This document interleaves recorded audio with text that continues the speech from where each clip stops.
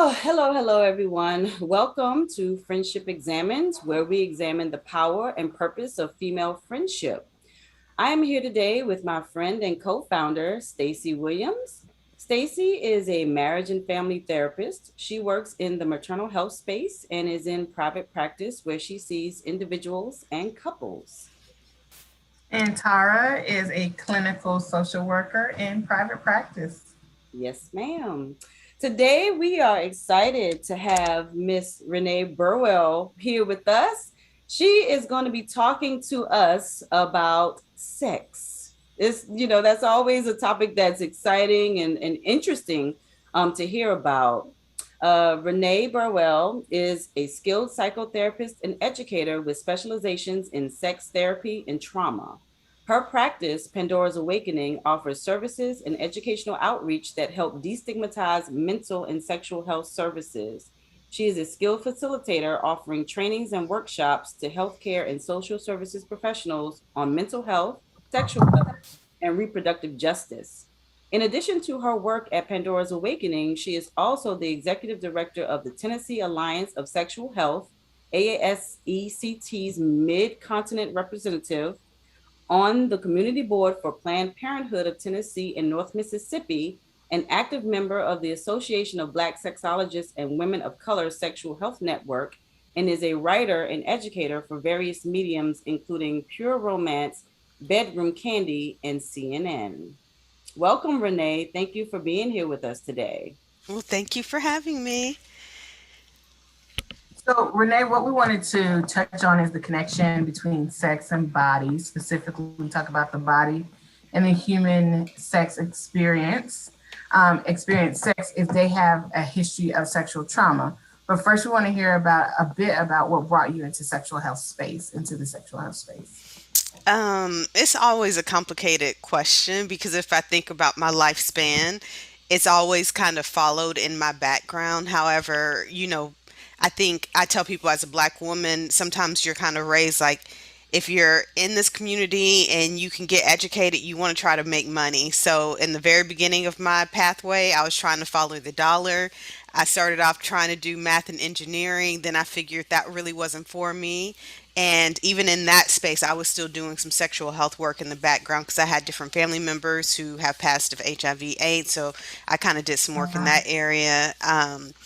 I had a lot of friends. Most of my friends were pregnant by the age of 19. So I was doing a lot of pregnancy workshops and just talking about sex. And because at that time, especially in high school, I wasn't really active, but I was curious and I just kind of was like the sex geek. Like I always kind of find information about it because I want to make sure whenever my time came, I was ready and I was prepared because I knew it was supposed to be a great experience. So, all that to say is I went through that whole phase of chasing the dollar. Then the recession happened in 2000, in like late 2000s, mid 2000s. You know what I'm talking about. And it was just a little bit harder to find a job in the area I wanted to follow when it came to government and nonprofit management. So I ended up getting into medical social work. And when I did medical social work, I was just constantly seeing people suffering and not really having. And a lot of the reasons why they were suffering were things because of lack of knowledge and education. And I decided I didn't want to focus on suffering anymore as a social worker. And I want to focus on pleasure and helping people seek pleasure versus always being a product of production for somebody else's company. And the only way we're taking care of ourselves is by eating, um, poorly and smoking and doing all these other things. So when I decided to shift from pleasure, I decided to go into Kandi Burris was at the time starting her toy company. And I was just like, she had this toy that played music, and I was like, oh, that's a really great toy, vibrator. And I was like, I kind of wouldn't mind purchasing one of those for myself. And then I saw she was accepting applications for consultants, and I was like, oh, well, if she's going to do consultants, maybe because also some of my friends were saying, Renee, if you want to get out of medical social work, why don't you try to do some sex toys? You're so good at talking to people about sex. You're warm, you're welcoming. And I was just like, yeah, but I don't know if I really want people to. I like talking to people privately. I don't like putting myself out there because, there's like an image, especially, I just like to say blanketly in the black community that I grew up in, where if you kind of talk about sex, if you know about sex, if you're kind of known as being out there, and your level of respect is Mm, dropped. And for me, respect is like extremely a big deal for me. Like, I don't really want everyone in my business, but I need everyone to know that they need to come at me on a certain level of respect. So I was like, if I go into this world, I need to figure out how to make sure I can still maintain my professional image and my respect. yeah. I mean, and now it's funny. I'm in this space where I'm just like, F respectability politics. I'm gonna people to just do whatever they want, whatever they want. But at that time, respectability politics still really mattered to me.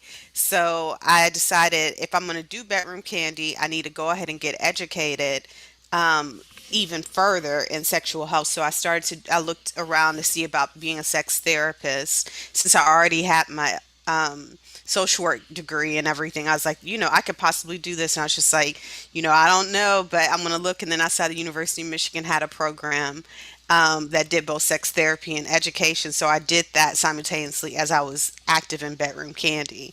So that's kind of a long and kind of quick way of summarizing how I got into this. And then when I was doing bedroom candy, I mean, everybody could laugh and kiki about sex, but when it came to like the real deal issues that were going on in the back room, people were always asking me questions about, their low libido, pain during sex, all kinds of different things. And it was just kind of like, we're not really having deeper conversations when it comes to sex. We don't know our bodies like we think we do. Like we probably should, when we're having pain or experiencing different issues, especially during the lifespan of life. So, I decided that this was more of my area. That was my gift that I wanted to give back to the community. So That's that's amazing. hmm That's how I got great. into this. So, can we start with the top down? And this is a little bit kind of an aside from the questions we have, but I was just wondering. I feel like it starts when you're young, is the healthiest way to start. So, what would be your suggestion for healthy sex talk for parents to children so they can start a healthy sex life and be open and feel safe talking about sex and exploring sexuality? Well, I'm going to try to answer this as succinctly as possible because we could definitely do a whole hour just on how do parents talk about sex with their kids. What I always like to tell people is that babies, fetuses, whatever you want to call the living person inside the body, is they're masturbating in the womb. So Mm, from the womb to the tomb, we are sexual beings. So for people to just think, oh, there's certain things that people should are more age appropriate, or this person shouldn't know this, or we're taking away people's innocence. Like really, babies are sexual. I mean, beings from before they're even out here in the world. So with that being said, we're teaching babies from the womb to the tomb. Well, maybe not the womb, but actually probably so. Like if you're at the ultrasound and you see that baby touching it, and then you think that your stomach, you might be teaching something just there. But I say, when you're changing a baby's diaper, if they touch their genitals, do you smack it or do you gently move it or do you let them play with it for a little bit and then you cover them back up? So it's like even just the changing of the diaper is teaching certain messages when it comes to sex and sexuality. Then as babies get older and they become more verbal, some will start touching themselves and playing with themselves and just running around naked. If they're doing that, are you um, scolding them, or are you allowing it, or are you telling them you do this in private areas, you don't do this all over the house or at daycare? So there's different ways we're constantly sending messages, even if we're not having to talk about a penis and vagina, or people of same-sex orientations, or the whole, I don't even like to use the birds and the bees, but the whole conversation on intercourse. The initial conversation just talks about touch, how you appreciate your body, how you allow other people to talk and appreciate your body. Knowing that certain people don't need to be touching you in certain ways, letting children know the correct language for what to talk about their bodies with, because people will say, oh, someone touched my cookie, and I'm thinking it's a cookie, but they're talking about their vulva vagina, so it's just kind of like they're experiencing abuse for years because nobody knows what cookie means. So it's just kind of like we have to kind of Mm. change the language and the dialogue and just make it less shameful to understand your body and sexual exploration. Yeah. One memory comes to mind as I was listening to you talk about that. I believe it was third grade, and we had some folks from the community come in to talk to the children about their body parts and sort of start to name them appropriately. And I remember the presenter asking the class, do you know what this, here, what do we call these? And no one said anything. And I'm from a small town, so that doesn't strike me as unusual as I reflect on it. But to your point, if Hmm. we don't even know what our body parts are and what the correct terminology is, how can we communicate anything about sex, and about our experience with our bodies? Yeah. And it's funny that you mentioned this because I have one of my, I guess it's estheticians. Well, I think that's what you call someone who does waxing. Mm-hmm. She was telling me that her son asked her what were those things hanging down, and she said these are extra stomachs. Only women have them. And I just think you sit here and wax people in so many different areas, and then when your baby asks what your breasts are, you tell them that it's their stomach. Wow. Oh my God. Yes, yes, yes, yes. I was like, you need to just tell them that those are breasts. Yeah. Some people have them large, some people have them small. Different people of different genders might have them bigger or smaller than others. But Yeah. instead, it was just so scary. And it's like if we normalize sexuality from the beginning, these things wouldn't even be as scary. And third grade is really kind of late to even be talking about body parts. And Mm. I tell people I used to be a foster parent for about 5 years. I had she was about 5. She was telling me I was giving her a bath, and she's like, Miss Renee, please make sure no little boys can see me because I'm naked right now. And I was just like, and I was like, okay. And I was like, and then she's like, because they'll want to have sex with me. And this was like in the beginning of my deeper educational piece. But I was just like, I asked her, I was like, what is sex? And she's just like, it's when two people get naked and they rub their bodies against each other. And I was like, oh, okay. And I was like, where'd you learn this at? And she's like, in the aftercare program. She was like, we can't let the little boys see our bodies. And I was just like, there's still some limitations in even that information, but it was still it said a lot that she was 5 and Yeah. she had an understanding of sexuality and of people being attracted and wanting to touch. There's definitely more openness that needs to be happening because it's not just little boys, it's everybody and older and younger and this and that needs to be kind of talked about. But Yeah. really, if they're having a conversation, if they're able to be verbal, they kind of need to know what's good and bad touch from the very beginning. There's no um, inappropriate time to kind of start. I mean, people, I would say one thing I would advise against parents is oversharing. Sometimes you don't need to overshare with your kids about your own personal experience and things like that, but letting children know, like, hey, it's okay for you to touch your clitoris or rub against your bear in your bedroom, but you don't want to do this in daycare, and you don't want other people to touch your your private areas at this point in time in your life, or if someone does touch you in those areas, please let me know. And it's okay, it's okay to explore, because you want to normalize it, because if you say if someone touches you there, I'm going to kill them, Mhm. then when the cousin touches them there that they love, they're not going to want to tell the parent, Mm. Yes. so Yeah. we have to kind of make the conversation where it's not shameful, it's just educational, it's just informative, so kids are not afraid to have open dialogue with whoever they trust around these topics. definitely. Yeah, yeah. And as Would it we, be helpful if you have boys? I personally have boys. Would it be helpful for me to be open about a woman's body and sexuality with them, or just their own sexuality when they're young?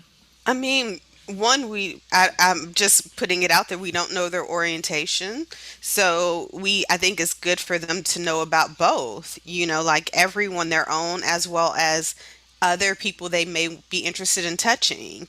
So whoever it is, I think. Well, I guess to answer your question simply, I think people should know about all anatomies and body types from a very young age. It's funny. I don't know how I remember certain things, but I remember when my sister was born. I was turning 3 at the same time because she's 2 days before me, and I remember my mom dropped me off at her best friend's house at the time, and she had a little boy, and he was taking a bath when I was about to take a bath, and I automatically knew. I was like, something's different there, you know, Mhm. and at that time, I should have been kind of told, and he should have been told, like, hey, these are different body parts, and these are Mm. body parts. And because, for me, I want to kind of explore, like, what is that? Yeah, absolutely. That's You get really different. curious about that Hmm. naturally. And you're like, well, I've never seen this before. What does this thing do? What is that? You know? Exactly. Absolutely. Yeah. Yeah.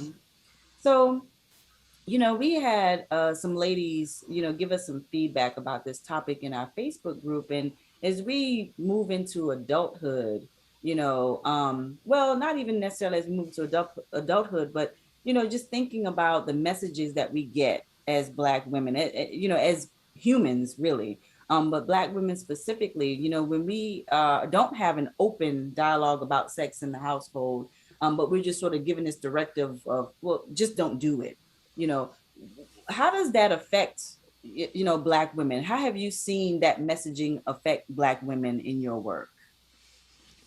I mean, it's kind of interesting because I think what people have to understand is that sexuality is not a light switch. You can't tell someone to cut it off, and then once you get married or in a serious relationship, you just put the light switch back on.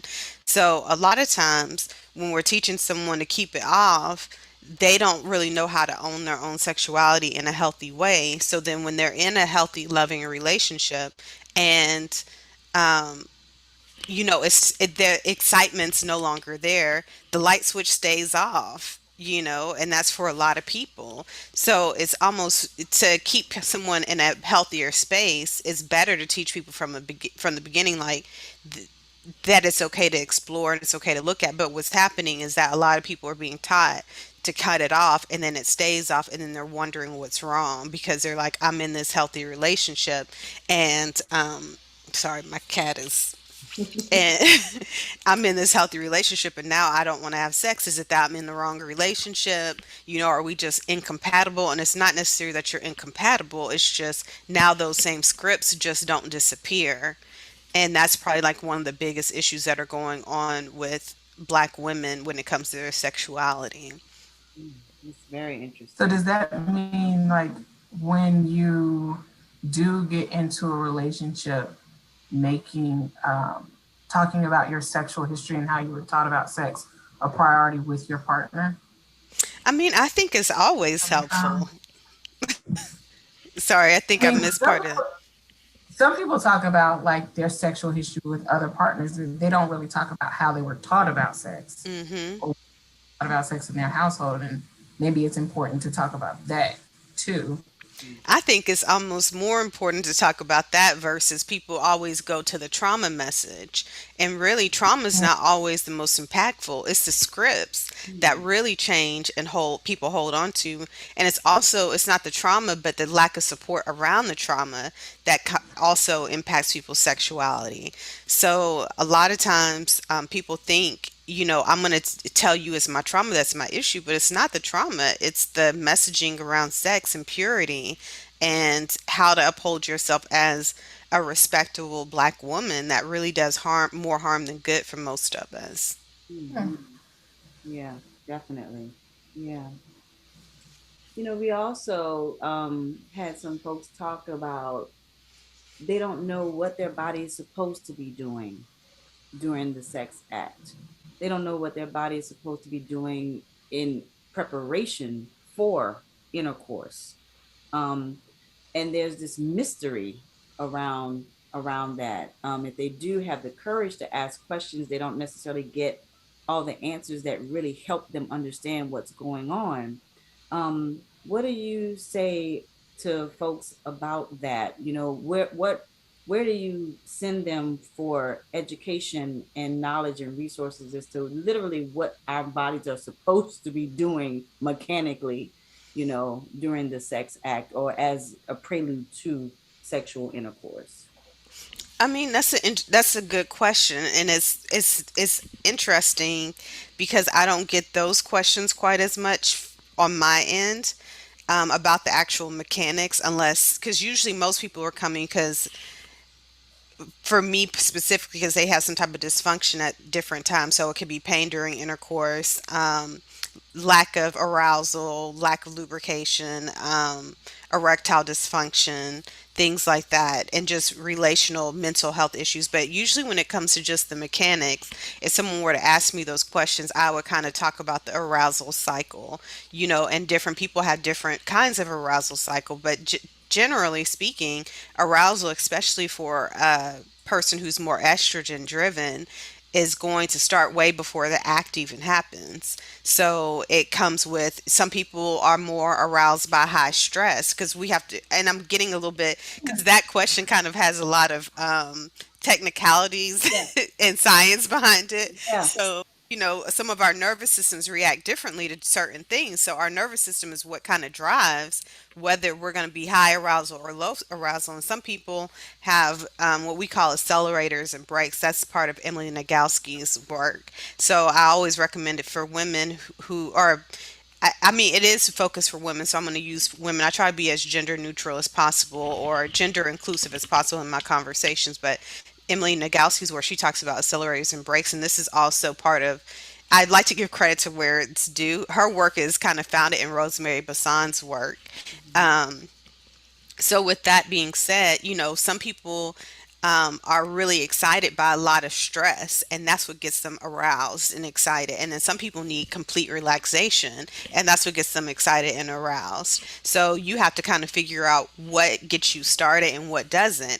And then, like, for people who are more on the high arousal, because they need excitement, and most people are driven by dopamine too when it comes to sex. You'll start seeing more lubrication, you'll start seeing more excitement, and then you can move into more of different sexual explorations. But it's kind of difficult because even as I'm talking about this, everybody's body and everybody's experiences are so individual and unique. So there's people who might be a quadra. I like looking at there's a movie that had Kevin Hart. I think it's kind of like something like Sunny Side Up, or I don't know what it was called, but he was like a caretaker to a quadriplegic person. And when this person was once he entered in this state, he was aroused by having his ears rubbed. And that was what got him to have an orgasm. So for me to tell someone, like, oh, we start with lubrication and then a harder, or an erection, and it's like, then it depends on what kind of sex are we having here. Are we having oral? Are we having vaginal, penis and vagina? Um, you know, you, it's all so kind. sex is so many things. So It's, it's such a big. it is. It's so big and it's so inclusive. I mean, it's not inclusive. It's so varied. So it's like it's hard for me to even tell someone like this is what you should expect. Like, oh, nipples should be harder, or you'll see redness in this area. It depends on your body too and the type of sex you're having. And so I wonder if it's really just the intentionality and paying attention to your body when you are with yourself, and or with someone else. I definitely agree with that. Really paying attention to your body. Because I know for me, I mean, I speak frankly about my own personal experiences in some ways, but I didn't know that. the lubrication was normal. Like I thought that was something that was kind of nasty when I first started having sex. And I was just like, oh, I'm having a lot of lubrication. Am I okay? Or do I have a yeast infection or this or that?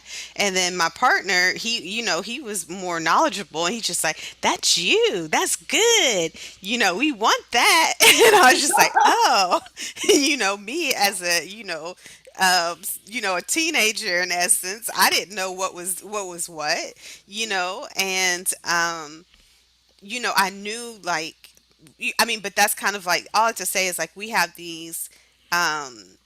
There was a point in time where there were these panty challenges, especially in the black community, where women were showing pictures of their panties and showing that there was no lubrication or anything on the panties, like it was dry.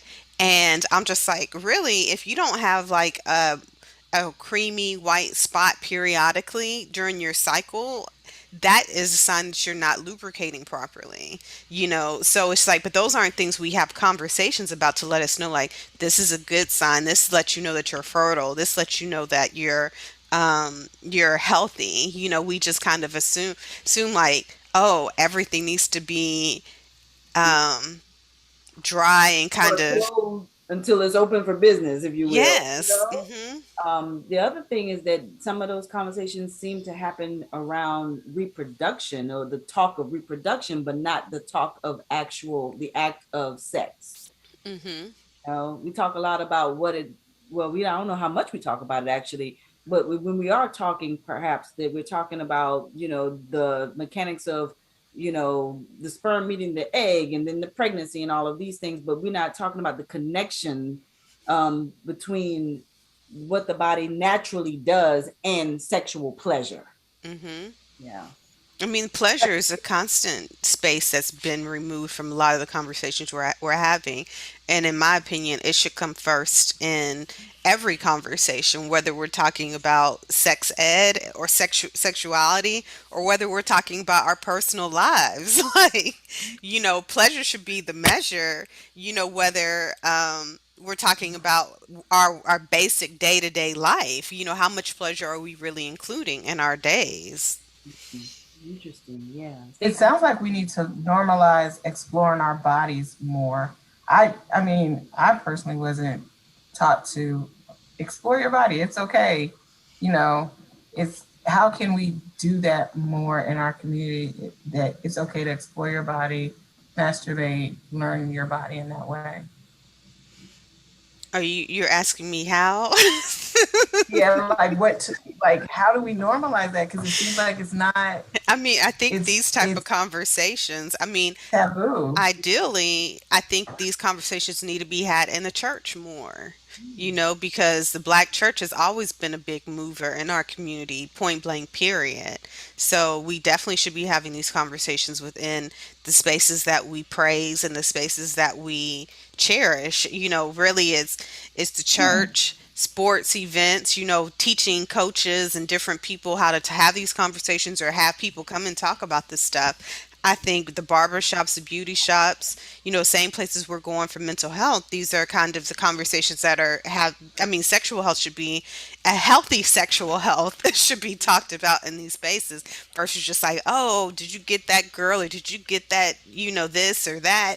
It's just kind of like we need to just have more normalized conversations in some of those areas. I mean, like you said, having it, or like I said earlier, having it here is just kind of like a way to open the door and have more dialogue. Yeah, yeah, that's for sure. And you said something controversial there, Miss Renee. I mean, these folks, at these churches, they get real, sensitive about certain things coming to light. Yeah, So I think it's important that you said that out loud. yeah. So much of our lives start. I mean, people bring their very small person, days old person. One thing they want to do is introduce them to the church and introduce them to that life and their spiritual life and their religious life. And so for them to be fed in all areas of their life in such an important place, I think is really important. Hmm. Yeah. More of us go to church than not. So I think that you make a really great point there. Yeah. Wow. Hmm. That was a good point. Stacy's like, yeah. I'm glad I asked the question because I was not expecting that answer.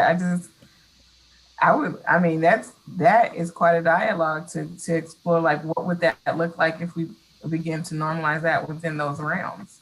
Yeah. I mean, that would be the best, in my opinion, entry point. And I've done certain trainings to kind of how to kind of incorporate the language of scripture into the dialogue of sex because Wow. it's just that important. It's really the moving piece for many black people. Like you said, as soon as the baby's a week old or okay to go into a public space, people are Yeah, gonna put them in that church, put some water on them, do a that's right. blessing, do you do something. So Yeah. it's like, how can we? I mean, but this is not a topic. When I talk to people in ministry, they don't want to necessarily. They think on it, but the actual actions behind it are a little bit slower right now. So just throwing it out there in more spaces because I think the more we talk about, it, the more people are going to have to make movement on this. For sure. For sure. Yeah. So I want to shift it back a little bit into sexual trauma for a moment. Um, there can be a lot of confusion and conflict within a person when they've experienced sexual trauma and then experiencing what we would call a healthy sexual relationship. Um, you know, what, you know, can you address some of the conflict and confusion that happens in a person when they have that in their history and then they are really in trying to work toward a healthy sexual relationship with a partner? Well, what I like to just kind of say from the beginning is re- I don't want to, I believe trauma in general impacts sexuality. It doesn't have to be sexual trauma. And I think what makes sexual trauma so much of an add on is the shame that's already kind of already put on sex. So then when you have um, sex in anything, like if we look at sexual transmitted diseases, we look at, I mean, if we put sex on, Anytime we say the word sex with something else. yeah, Yeah. sex with anything, there's a level of shame that's attached. Like if we look at sexual entertainment, pornography, there's shame attached to that. So it just adds a certain level of added isolation and just disappointment in self and in the world because of how our society has put it. So that's what I think people feel like they're permanently damaged, not because they are permanently damaged, but because our society tells them that they will be. And Yeah. I think we kind of have to change some of the language around sexual trauma and just kind of make it so like, hey, it's trauma. If you experience trauma, you will have dissociation from whatever that trauma is. As long as you're supported, that will help the brain and the body integrate. There is birth and there is renewal after any trauma someone has. But because we make it so, we stigmatize everything so much around sex, it just people feel so. I mean, it's just like, and it's funny because you'll see some people who have sexual trauma who are extremely sexually free and they have a pleasurable life and in some ways some of that can be trauma led and not and they're still on autopilot. Then you'll see other people who are very sexually averse and won't touch it or do anything with sex and they'll dismiss that part of themselves. So it's like there's no like clear like this is if you get the sexual trauma you're going to have this experience because it's not necessarily the sexual trauma that's the issue, it's the stigma behind sex that adds on the double layers onto the trauma. I Yeah. hope that kind of makes sense. Yeah, thank you for saying that. Yes, it makes a lot of sense. Because we really do want to almost compartmentalize things, and what we're really talking about is dealing with the whole person, Mhm. every Mhm. aspect of who they are. So if we're talking about the trauma as a whole, then we will get to the discussions as to whether there's a connection in their lives, in their sexual lives, to the trauma at all. You Mhm. know. So okay. Well, thank you Or for that. to other traumas or and really there's a lot of research going around that it's neglect that is more dangerous to someone's sexuality than trauma. Okay. It's good. It's good. It's So good. growing up in households where it's completely ignored and dismissed and compartmentalized as this is not a part of your humanity, that actually does more harm than someone who's been sexually traumatized. I mean, has had sexual trauma in their Sure, background. sure, sure. And as you were talking about with the church I think does a number on folks with, sort of cutting that piece out, um, sort of sending those messages that that part is only reserved for a certain thing and it doesn't have any, validity in your life until a certain part of your life is satisfied, or which could mean relationship, marriage, whatever it is. And we know that, we all live our lives in various ways, and some of us are not going to necessarily get to the place where we can do the thing that the church says is acceptable to do, which is be in the marital relationship. Hmm. So we live in our bodies, and we have all this sort of confusion or conflict, or this internal conflict, because we want to express something that's very natural, but then we've been indoctrinated that, oh, not yet, not now, wait, or no, you don't get to do that because you're not in this space in your life, and that's very dangerous. Yeah. Stacy? Um, I want to step aside a little bit from the trauma aspect and ask, how can we as therapists help women manage the changes in their body and sexuality? Like when you have a child or you go through menopause, how do you help kind of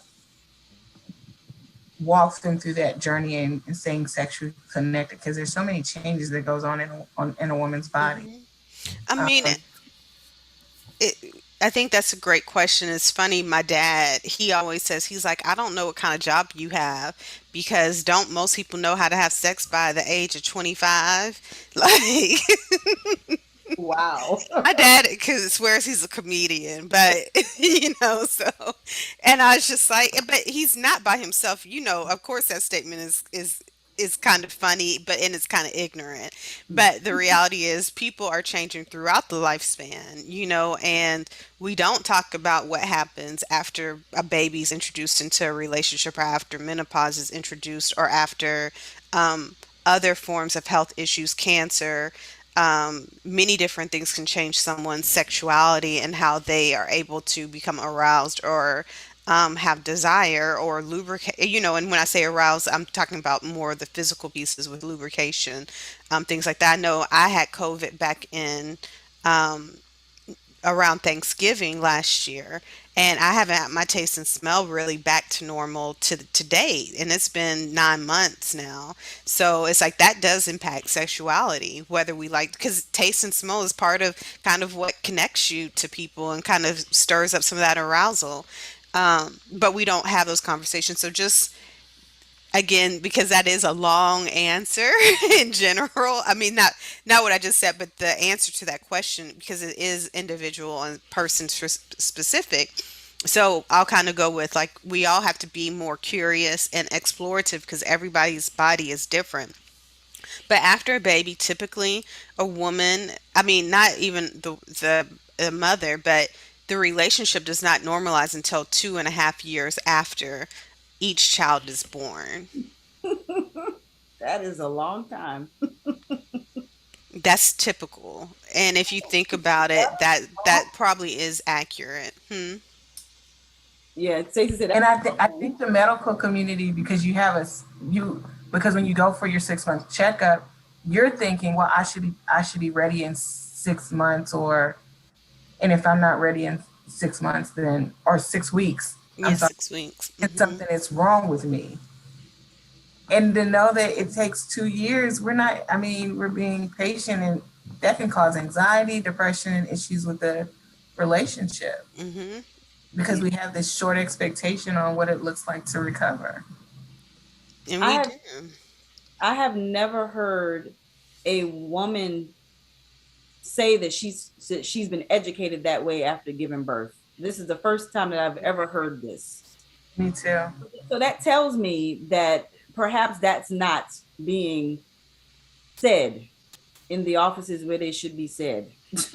I mean, and I'll say I do a workshop like every quarter for Vanderbilt's medical students in their rotation, and I'm the only person that they talk to for their entire program for the most part about sex, Yeah. and I'm only there for an hour. Mm. So, and I'm just like, so y'all only get this OBGYN 1 hour conversation about sex and sexuality. You don't even have a focal point on men's sexuality for the most part or anything about. So I try to be more inclusive of including everything, but really the medical community is at a huge deficit in this.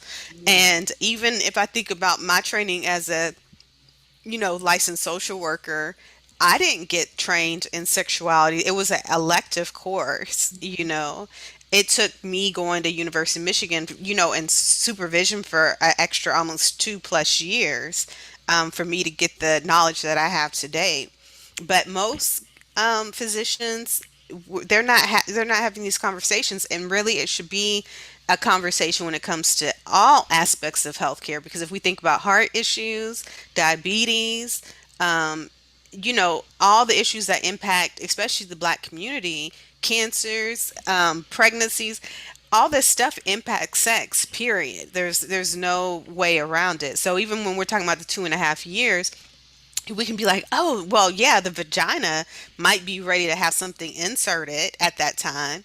But let's talk about someone who's still nursing. Let's talk about the hormones changes in the body. Let's talk about postpartum, Mhm. and, not only for the woman in the relationship, but the partner has to see all of this and be part of that. That's a lot to go through. So we do have to normalize that the body is changing and things are changing and things don't get back onto a baseline until a certain period of time, depending on where you're at in And your process. I imagine too that some of the things that you used to like might change after some of those life events occur. You might Hmm. change and have this fluidity in your sexuality, which would be completely normal to my mind as you grow and change and as things happen in your life and as your body goes through certain things, whether it's childbirth or whether it's some sort of other medical diagnosis or just